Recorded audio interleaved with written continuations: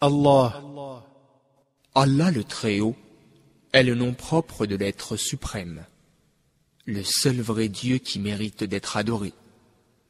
Ce terme n'a pas de genre ni de nombre. Ceci montre son caractère unique quand on le compare avec le mot Dieu, qui peut être mis au pluriel, Dieu avec un X, ou au féminin, déesse. Allah le Très-Haut est le seul créateur de l'univers, des cieux et de la terre, des humains et des djinns, des végétaux et des animaux, des objets animés et inanimés, et de ce qui est visible et invisible. La création et l'ordre lui appartiennent.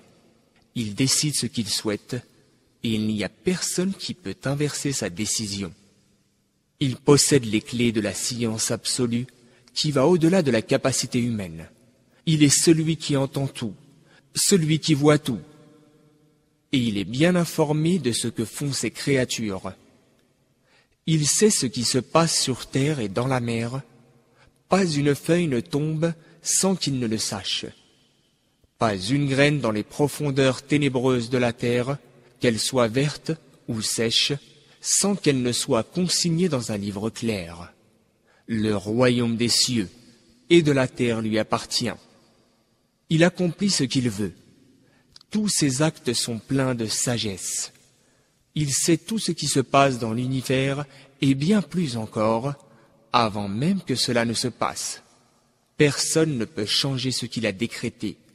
Il est le Dieu unique, le seul digne d'être adoré. Rien, pas un être, pas une chose ne mérite d'être adoré à ses côtés. Allah le Très-Haut possède les plus beaux noms et les attributs les plus parfaits. Ceux-ci doivent lui être attribués d'une manière qui sied à sa majesté. Premièrement, sans changer leur signification claire, en pensant que tel nom ou tel attribut revêt un sens autre que ce qui a été rapporté par le Coran ou la tradition, as-Sunnah. Deuxièmement, sans renier leur signification, entièrement ou partiellement, ou par des voies d'interprétation.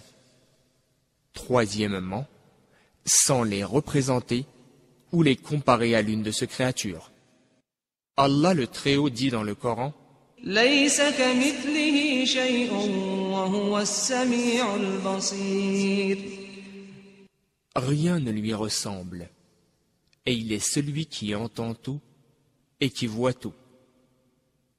L'attestation de foi: il n'y a de divinité digne d'adoration qu'Allah, la ilaha illallah, signifie que rien ne mérite d'être adoré en dehors d'Allah le Très-Haut, et qu'au contraire, il est le seul qui mérite d'être adoré sans aucun associé. Par conséquent, nous ne devons invoquer que lui, ne craindre que lui, n'avoir confiance qu'en lui.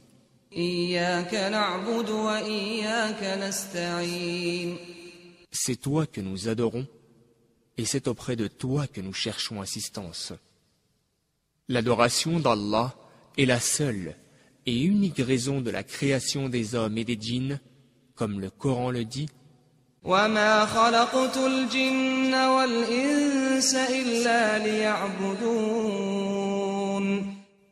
En vérité, je n'ai créé les hommes et les djinns que pour qu'ils m'adorent.